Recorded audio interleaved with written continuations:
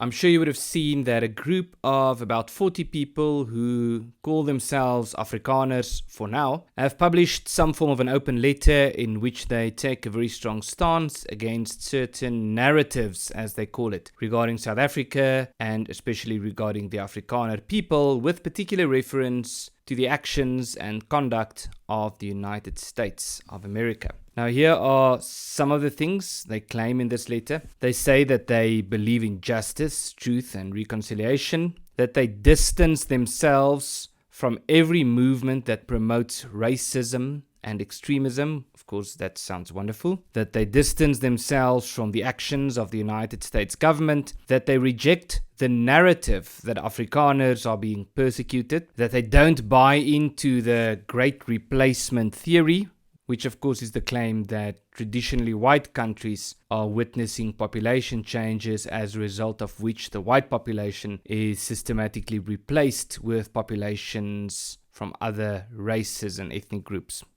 They concede that South Africa has problems, but that this affects everyone. They seem to say that they reject the MAGA movement as a fringe group. They're against the weaponization of history, which is wonderful. They reject white victimhood narratives, and they are committed to what they call unity and diversity, and they acknowledge the necessity for historical accountability. Now, the letter was signed by a list of people who are described as influential or well-known Afrikaners, and it was actually quite predictable to see who are the signatories to this letter. It is predominantly academics and journalists, a few church leaders, and a few other left-leaning public commentators within the Afrikaner community. Now, quite remarkable, they were publicly thanked for taking this step by the ANC and the EFF. Today, it is the headlining story on Netwerk 24. You can go and sign their online petition, and so as a result, they have gotten a few hundred signatories where they started out as just 40. Now, I'm sure more would follow, because if 1% of people agree with them, that's still a few thousand people. And also, you don't need to be an Afrikaner to sign the petition, so it wouldn't be a surprise if they get a few thousand people signing this petition. But we need to respond to some of the claims that these people have made. But before we respond to the claims, I want to make a few remarks about the people themselves. It is quite amusing that many of the people who are on this list have written this list as disgruntled Afrikaners, claiming that other Afrikaners who are concerned about the trajectory South Africa is taking and who are participating in certain narratives, as they say, do not speak for them, do not speak for all Afrikaners, when many of these Afrikaners have throughout the years publicly resigned from Afrikanerdom, publicly stating that they do not regard themselves as Afrikaners, that they do not associate with what it means to be an Afrikaner. Now, there's 40 people on the list, so they each would have had their own approach, but just a few remarks. So, Max de Pree has said that it is absurd that people who he didn't vote for speak on his behalf. With that, he's referring especially to Solidarity and AfriForum, who recently went to the United States and who have been involved with these issues, of course, now for several years. But the great irony in this is that if what AfriForum and Solidarity is doing constitutes an attempt to speak on his behalf, even though they have made it very clear that they don't speak on behalf of people who aren't members, then how is what these people are doing any different? Why can I not and we not respond now by saying we reject their attempt to speak on our behalf? So it seems that the logic that is applied here is only a one-way logic. It does not go both ways. Max de Pree has also said that he sees himself as an African, that he is grateful for the gifts that this democracy has given us. Of course, he's referring to the new political dispensation in South Africa, new in quotation marks because we've had it for 3 decades now, but also the dispensation that he so enthusiastically championed during the 1990s. And he said that he is grateful for the gifts of the open society. Piet Kroukamp, who signed this letter, has said that he has an instinctive aversion to Afrikaner politics, that the term Afrikaner is ideologically charged, and I quote, "As far as I'm concerned, Afrikaners are virtually by definition, with rare exceptions, intolerant and probably also racists." He then goes on to say, "I'm convinced that being Afrikaans is as obsolete as a smoke signal and that South Africa would be better served without Afrikaners. Now, these are the people signing this petition, claiming that what has been said by millions of Afrikaners do not speak for them. Lindy Koorts, who is an academic who's part of this campaign, has said that she has had a battle internally with herself regarding the fact that she is an Afrikaner, that she has in fact publicly rejected the name, denouncing the idea of being an Afrikaner, because she rejects what it represents. She then went on to say that as she studied history, she started calling herself an Afrikaner again, but she now uses it as an act of resistance. She clings to the word Afrikaner as a description of her identity, as an act of resisting what it means to be an Afrikaner.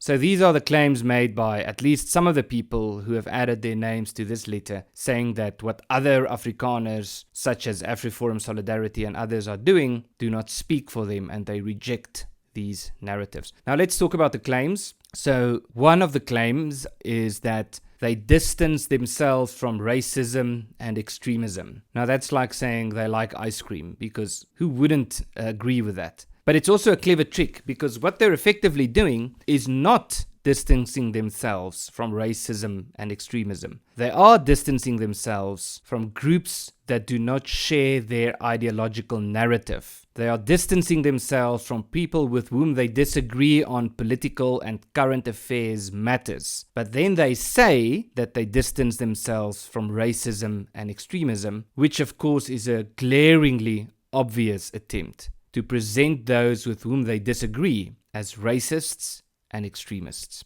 They go on to say that they distance themselves from the narrative that Afrikaners are victims of racial exclusion. So it's remarkable that they describe this as a narrative, and a narrative with regard to which one needs to distance oneself.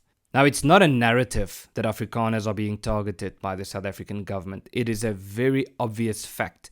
And you don't need to be an Afrikaner to reach that conclusion. You can be a member of the ANC, you can be a member of the South African government, you can be a member of the media, of the so-called Chapter 9 institutions, and so forth. It is glaringly obvious in a variety of ways.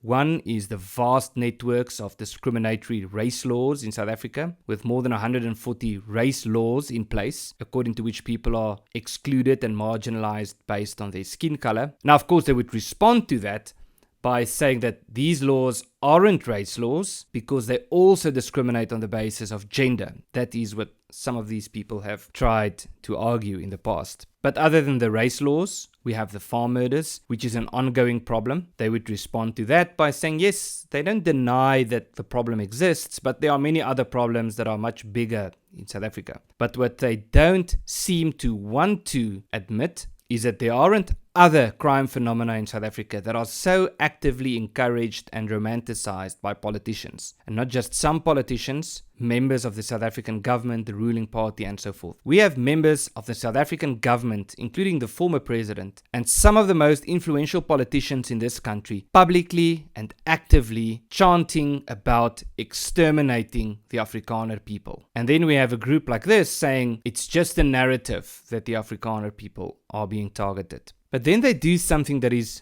very smart but deeply dishonest. They say that they reject narratives of victimhood, but when they are confronted with the facts, they say, no, we never said that there are no problems. We agree and we concede that there are problems in South Africa, but we are rejecting the notion that we are victims of these problems. Then they would say things like, we don't deny that there are serious problems. We don't deny that farm attacks exist. We don't deny that these race laws exist, although they sometimes do deny it. But we're only saying that we should not regard ourselves as victims. So they are quick to say, don't be a victim, and reject victimhood narratives. But their interpretation or definition of a victimhood narrative implies simply pointing out that there are real, tangible problems in this country. Afrikaners don't really have a victimhood narrative or a victimhood mentality. Afrikaners have become well known within South Africa and abroad as being builders, as identifying problems and doing something about the problem.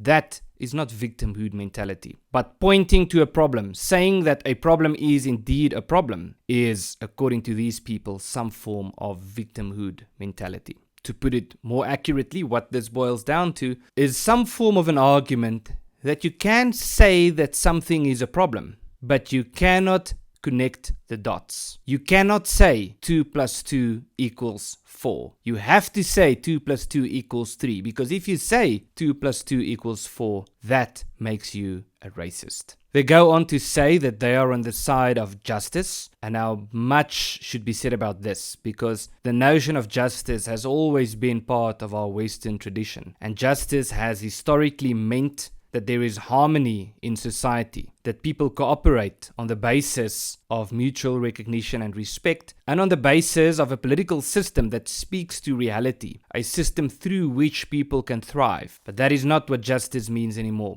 especially to these so-called social justice warriors. Justice today means something else. It means going through history, looking for everything that you can find that is detestable or could be presented as some form of an argument that people have to be punished today because they look the same as the people who did these horrible things. Justice today has become an ideological umbrella term that seeks to present history by definition as bad or evil, and the future that would sprout from their ideological predisposition as some utopia. Justice today has become a term through which people have to undergo collective punishment based on who they are, but it's not just collective punishment, it is selective collective punishment. In other words, that certain groups have to be punished as a collective, while others should be excused. Now, this is particularly tragic because these social justice warriors who have adopted this new modern conception of justice are very keen to go through history and to find things that happened in the past as some form of a justification for contemporary punishment against the people with whom they disagree ideologically, while it is almost always the case that the people with whom they side ideologically have the darkest histories, have committed the most atrocities historically, but they are not willing to admit this. Then they go on to have this don't speak in my name argument that I mentioned. I believe it was Max de Pree who said this is not how democracy works, because they're upset about what these people are saying. They're upset about the fact that they are Afrikaners, in fact that the majority of Afrikaners, the vast majority of Afrikaners, do not share their ideological narratives. And so their response to that is, don't speak on behalf of me. No one has ever presented their claims as an attempt to speak on their behalf. But they want to discredit the claim, and so they present it as an attempt of speaking on their behalf, which again is ironic, given that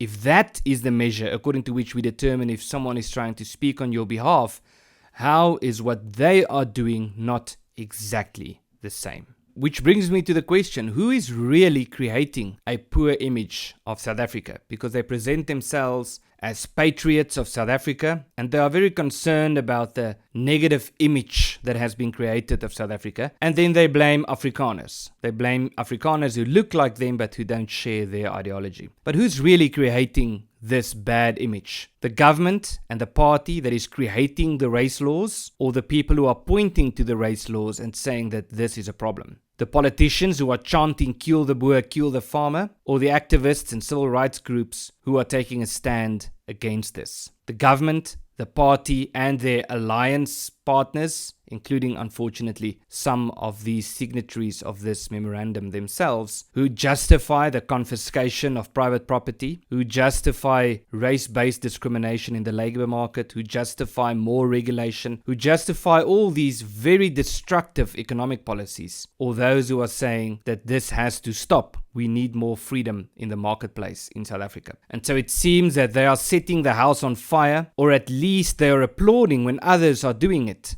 And when people show up to extinguish the fire, they are angry at these people for somehow contributing to the fact that there is a fire in the first place. Other than that, it should be pointed out that there is a very strong religious undertone to what these people are doing. They act like people who are in the pursuit of a religious objective, and when you criticize them, they act like people whose religion has been criticized, who has been criticized up to the very core of their human being. And it has all the elements of what constitutes a religion. They have the text, the South African Constitution. They have the prophet, Nelson Mandela. They have the religion, rainbowism. They have the symbol, a rainbow. And then it seems that they are trying to present themselves as the apostles of this religion. But the most important and most fundamental thing to be said about all of this is that what underpins this entire letter, this entire campaign, is a severe disconnect between ideology and reality.